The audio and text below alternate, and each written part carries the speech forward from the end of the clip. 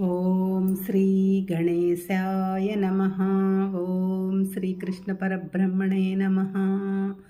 శ్రీమద్భాగవతం. ఓం శ్రీ గురుభ్యో నమః. ఇది పరిచయం. మనం భాగవతం చదువుకుంటున్నాము. ఇది పోతన గారి దైవస్తుతి.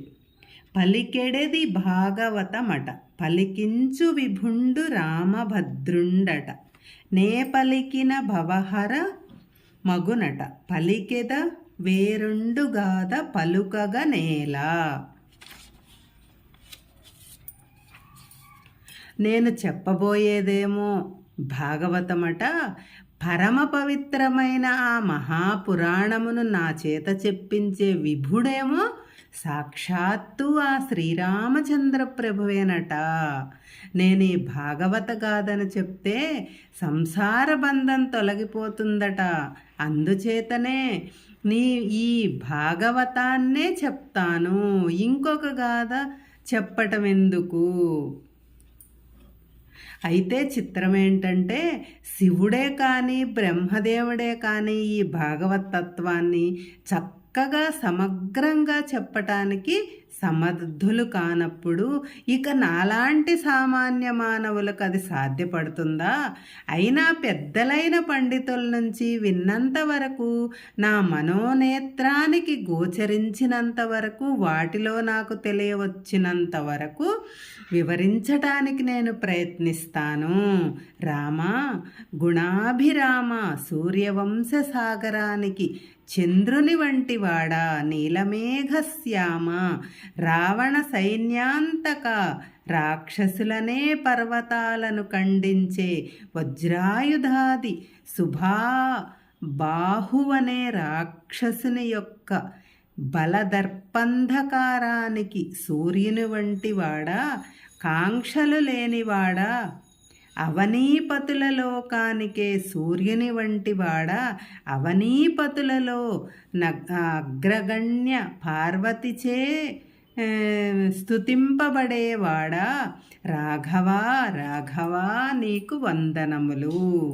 శ్రీరామచంద్రుని సన్నిధానమును కల్పించుకొని మనోహరమైన హారాలను ధరించినవాడు, నందగోకుల విహారీ, తృణావర్తాసురుని సంహరించినవాడు, భక్తుల దుఃఖాన్ని పరిహరించువాడు, గోపకాంతల మనస్సుల నపహరించినవాడు, దుష్ట సంపదలనపహరించినవాడు, నందఘోషము గోకులములోని గొల్లల ఇండ్లలో పాలు నెయ్యి అపహరించినవాడు, పిల్లల పాలిటి పెనుభూతమైన పూతన రక్కసిని అంతము చేసినవాడు అయినట్టి గోపాలకృష్ణ భగవానునకు సమర్పితముగా నేను ఆంధ్ర భాషలో రచింపబూనిన శ్రీమద్భాగవత గ్రంథానికి ప్రారంభమేంటంటే, శ్రీ హరి ఓం,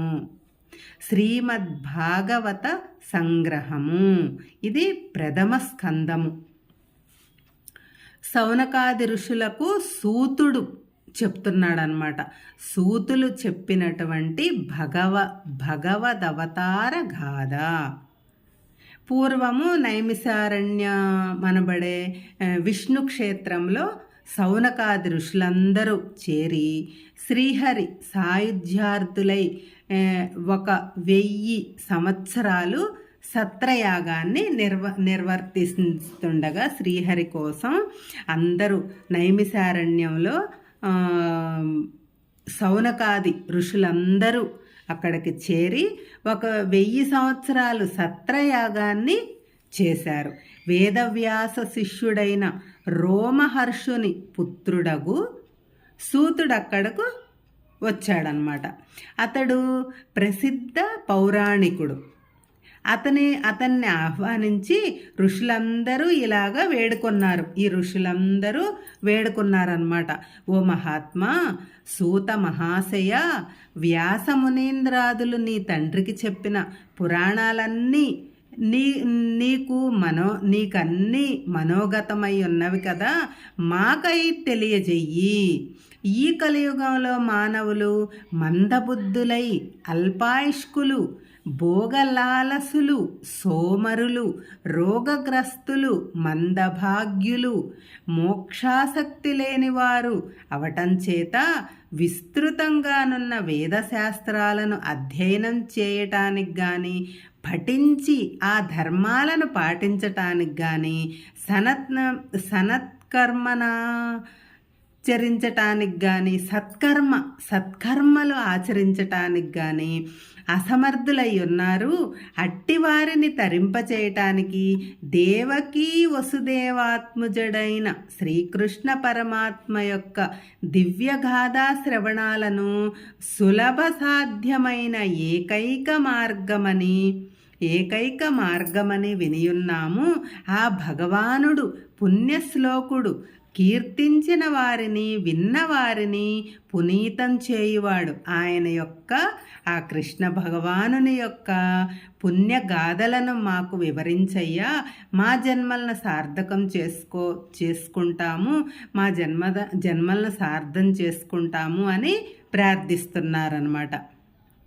యవ్వని అవతారమెల్ల భూతములకు సుఖమును వృద్ధియు సొరిది చేయు నెవ్వని శుభనామమే ప్రొద్దునుడు వంగా సంసార బంధంబు సమసిపోవు నెవ్వని చరితంబు హృదయంబు చేర్చిన భయముంది మృత్యువు పరువు వెట్టు నెవ్వని పదనది నేపారు జలములు సేవింప నైర్మల్య సిద్ధిగలుగు తపసులెవ్వరు పాదంబు తగిలి శాంతి తెరగుగాంచిరి వసుదేవదేవకులకు నెవ్వడు దయించే తత్కథలెల్ల వినగ నిత్య పుట్టెడు నెరిగింపు మిద్ద చరిత. ఈ కలియుగంలో మానవులు అనేకమైన ఎన్నో బాధలు అనుభవిస్తున్నారు. హరిషడ్వర్గాలతో కోరికలతో పీడింపబడుతున్నారు. శ్రీకృష్ణుడి అవతారమంతమైన తరువాత ధర్మము క్షీణించి శ్రీకృష్ణుడి అవతారం అంతమైన తరువాత ధర్మం అనేది క్షీణించి ప్రజలు అజ్ఞానాంధకారంలో చిక్కుకుంటున్నారు. దీనికి తరుణోపాయం చెప్పవలసిందయ్యా అని కోరుకున్నారన్నమాట. అని వేడుకున్న సౌనకాది ఋషులతో రోమ మహర్షుని సుతుడైన ఉగ్రశ్రవుడు అంటే సూతుడు మిక్కిలి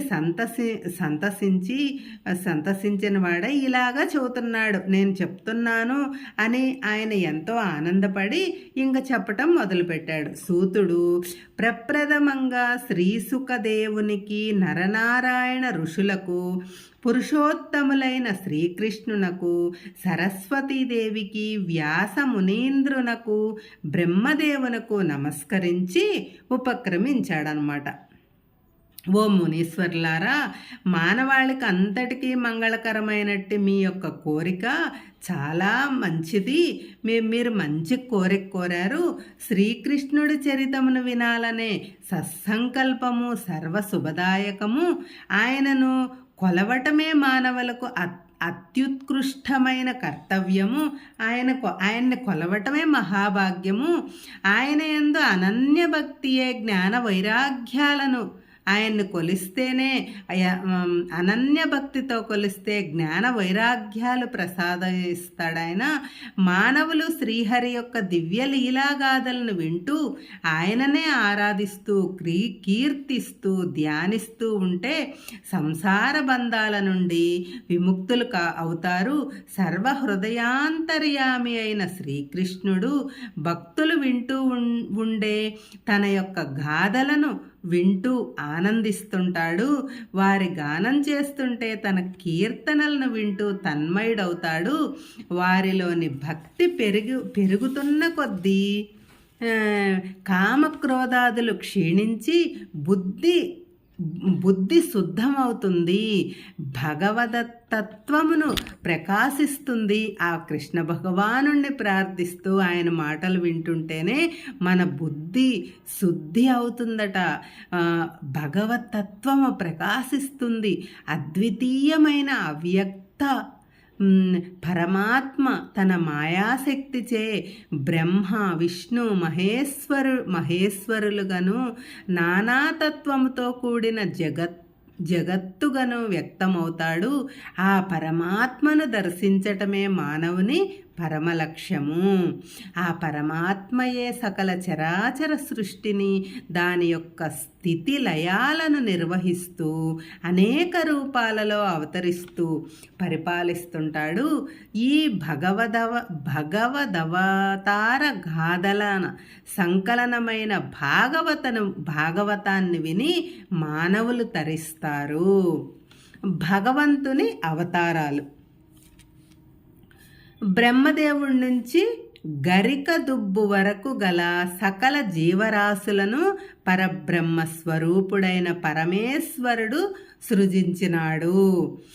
ఆ సృష్టిలో దేవతలు, మానవులు, తిర్యక్కులు, పశుపక్షాదులు, స్థావరాలు, కదలనివి అనబడే 4 వర్గాల జీవరాశులున్నాయి.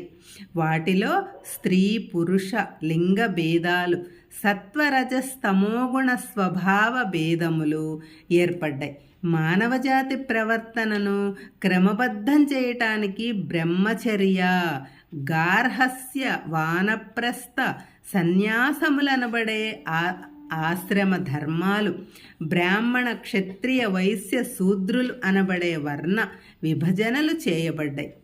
వారి మనుగడకు ధర్మార్థకామ మోక్షములనబడే 4 పురుషార్థాలు నిర్దేశింపబడ్డాయి. ఆ పురుషార్థాలను సాధించటానికి కావలసిన జ్ఞానాన్ని మానవాళకు అందించటానికి చతుర్ముఖ బ్రహ్మ ద్వారా భగవానుడే వేదాలను వెలువరింపజేశాడు. వేదము ముఖ్యంగా 2 భాగాలు. మొదటిది దుఃఖ నివృత్తిని, సుఖప్రాప్తిని గురించి చేయవలసిన కర్మలను నిర్దేశిస్తుంది. జీవుడు తానెవరో, తన గమ్యమేమిటో, తాను సచ్చిదానంద స్వరూపుడైన భగవానుని తెలుసుకుని ఆయన పరమానందాన్ని చేరటానికి ఏమి చెయ్యాలో వాటిని తెలియజేసే జ్ఞానము వేదము యొక్క 2వ భాగంలో ఉంది. కానీ ఆ జ్ఞానాన్ని నేరుగా పొందటానికి సామాన్యులకు అది సాధ్యం కాదు. కనుక భగవానుడే బాదరాయణునిగా అవతరించి వేద జ్ఞానాన్ని ఒక చోట చేర్చి విభజించి విపులీకరించాడు. కర్మకాండతో కూడియున్న పూర్వ భాగాన్ని తన శిష్యుడైన జైమునిచే వ్యాఖ్యానం వ్రాయించి ఉత్తర భాగానికి, జ్ఞాన భాగానికి తానే స్వయంగా బ్రహ్మసూత్రాల వ్యాఖ్యానం రచించాడు. పూర్వ భాగానికి వివరణగా పంచమ వేదమనబడే మహాభారతాన్ని, ఉత్తర భాగానికి వివరణగా శ్రీమద్భాగవతాన్ని రచించి వాటిలో వేదసారాన్నంతా సులభగ్రాహ్యంగా పొందుపరచాడు. భగవంతుడు స్వరాట్ అనగా స్వతంత్రుడు, కర్మాధీనుడు కానివాడు సర్వజ్ఞుడు. అతడు చతుర్ముఖ బ్రహ్మకు వేద జ్ఞానాన్ని ప్రసాదించి అతని ద్వారా వేదరాశిని ప్రకాశింపజేశాడు. ఈ కనిపిస్తున్న వివిధ విచిత్ర భూతములన్నీ దేని నుంచి పుడుతున్నాయో, ఆ పుట్టినవి దేనిచే జీవిస్తున్నాయో, దేనిని చేరుతున్నాయో, విడవకుండా దేనితో కలిసి ఉంటున్నవో అది బ్రహ్మము. బ్రహ్మము జ్ఞానస్వరూపము. దానికి సమానమైనది కానీ అధికమైనట్టనిది కానీ ఇంకేదీ లేదు. కనుక అది అద్వితీయము, అన్నిటికంటే అతిశయించి ఉన్నది. బ్రహ్మము బృహస్పతి ఇది బ్రహ్మ జ్ఞాన సంకోచము కలిగి ఉన్న జీవులకు వికాసము కలిగించున్నది. బ్రహ్మము బ్రూహయతి ఇది బ్రహ్మ ఇది జగత్కారణము, సృష్టికి పూర్వమే ఉండినట్టిది. సకల చేతనముల యందు వ్యాపించియున్నట్టి తత్వమును ఆత్మ పరమాత్మ ఎందరు. జీవాత్మ కూడా ఒక శరీరమందు వ్యాపించి ఉంటుంది గాని జ్ఞాన సంకోచముచే అంతటా వ్యాపించి ఉండదు. పరమాత్మ అపరిమితమైన జ్ఞానశక్తిచే నిత్యము అంతటా వ్యాపించియుండు నట్టివాడు. భగవానుడంటే జ్ఞానము, వీర్యము, శక్తి, బలము, ఐశ్వర్యము, తేజస్సులను కలిగి ఉంటూ హేయ గుణములు లేనివాడు అని అర్థం. సమస్త కళ్యాణ గుణములు కలవాడు, దోషములు అంటనివాడు. భగవానుడు బ్రహ్మము, పరమాత్మ, భగవంతుడు అను మూడు ఒకే తత్వాన్ని సూచించిన సృష్టి స్థితి లయాలను నిర్వహిస్తూ జీవులను మోక్షప్రదానం చేసేది బ్రహ్మమని, జీవులలో ప్రవేశించి నియమించేది పరమాత్మ అని, దోషరహితమై కళ్యాణ గుణాలు కలిగి ఉన్నది భగవానుడు అని వ్యవహారంలో కనబడుతున్నది. సృష్టించాలనే సంకల్పం కలిగినప్పుడు దానికి అనుగుణమైన సమయము పరమాత్మ రజోగుణప్రదమైన బ్రహ్మదేవుని శరీరమందుండే జీవునితో చేరి జగత్తును సృష్టిస్తాడు. అలాగే ఉపసంహారం చేయదలుచుకున్నప్పుడు తమోగుణప్రదమైన శివుని యందుండే జీవునితో చేరి లయం చేస్తాడు. జగత్తు యొక్క రక్షణ పోషణ కార్యాన్ని సత్వగుణ ప్రధానమైన విష్ణు స్వరూపంలో నిర్వహిస్తాడు. జగత్కారణుడైన శ్రీ మహావిష్ణువును భజించిన వారికి జ్ఞానం కలుగుతుంది, సంసార బంధం వీడుతుంది, పరంధామం లభిస్తుంది. సత్వగుణం ప్రధానంగా గల మూర్తిని ధ్యానించటం వలన జ్ఞానము మోక్షము సిద్ధిస్తాయి. వేదాలలో ప్రధానంగా వాసుదేవారాధనయే నిర్దేశింపబడినది. వాసుదేవుడే సృష్టికి పూర్వమందున్న పరమాత్మ, భగవానుడు. అతడు సమస్త జీవరాశుల యొక్క సమిష్టి దశేంద్రియ మనస్సులలోనూ పంచభూతములలోనూ కూడి విరాట్ పురుషుడుగా వెలసి అనిరుద్ధుడనబడి జలమందు యోగ నిద్రలో శయనించి తన నాభి హృదయము నుంచి ఒక పద్మము ఉద్భవింపజేయగా ఆ పద్మము నుంచి బ్రహ్మదేవుడు ఆవిర్భవించాడు. అనిరుద్ధ భగవానుడు సహస్ర శిరస్సులతో సహస్ర అవయవాలతో దివ్యాభరణాలతో ప్రకాశించువాడు. అతని నుంచి సనక సనందనాదులైన నలుగురు కుమారులు ఉద్భవించారు. ఆ దివ్య దేహము నుంచి దేవమానవాది రూపాలు ఆవిర్భవించాయి. ఆ దేవదేవుడు క్రమక్రమగా కాలానుగుణంగా వరాహ, నారద, నరనారాయణ, కపిల, దత్తాత్రేయ, ఋషభ, మృత్య, కూర్మ, నారసింహ, వామన, రామకృష్ణాది అనేక అవతారాలెత్తి దుష్ట శిక్షణ, శిష్టరక్షణ, ధర్మ సంస్థాపన, భక్త పాలనాది అనేక కార్యాలు నిర్వర్తించారు. మంత్రద్రష్టులైన ఋషులు, వ్యాస వశిష్ఠాది మునులు, దక్షిణాది ప్రజాపతులు, మునులు, మనువులు, ఇంద్రాది దేవతలు మొదలగు వారందరూ ఆ పరమాత్మ యొక్క అంశలచే పుట్టినవారే. శ్రీకృష్ణావతారం మాత్రం పరిపూర్ణావతారం. రామావతారం కూడా పూర్ణావతారమే. కానీ ఇతర అవతారాలు ఏదో ఒక కార్యార్థమై సంభవించి ముగించబడ్డాయి. శ్రీకృష్ణావతారంలో జ్ఞానము, బలము, భక్తి, ఐశ్వర్యము, వీర్యము, తేజస్సు మొదలైన భగవంతుని దివ్యమంగళ కళ్యాణ గుణములన్నీ ప్రకటింపబడి ప్రకాశించినవి. అందుచేతనే కృష్ణస్తు భగవాన్ స్వయం అన్నారు. ఈ స్థూల జగత్తే కాకుండా మనోబుద్ధి అహంకారాలతో కూడి ఉన్న సూక్ష్మ దేహాలు కూడా పరమేశ్వరుని యొక్క ఆ మాయాజనితాలే. ఆయన యొక్క అవతార లీలా రహస్యాలు పరిమితమైన మానవ మేధాశక్తికి, తర్క చర్చలకు అంతుబట్టవు. ఆయన యొక్క పాద పద్మాలయందు శరణు వేడిన వారికే మాయ తొలగి మర్మము తెలుస్తుంది. సర్వవేద సారాన్ని వ్యాసుడు భాగవతంలో పొందుపరచి తనయుడైన సుఖదేవునికి బోధించాడు. సుకుడు పరీక్షిత్తునకు, అక్కడ సమావేశమయ్యున్న ఋషులకు వినిపించాడు. నేను కూడా అక్కడ నుండటం చేత ఈ పరమ పవిత్రమైన భాగవత గాథను శ్రవణం చేసే భాగ్యము నాకు కలిగింది. నా శక్తి వంచన లేకుండా నేను విన్నదానిని మీ అందరికీ వినిపిస్తాను అని సూతుడు సౌనకాది ఋషులకు చెప్పాడు. ఏం చెప్పాడో మరో ఎపిసోడ్లో తెలుసుకుందాం. హరే కృష్ణ.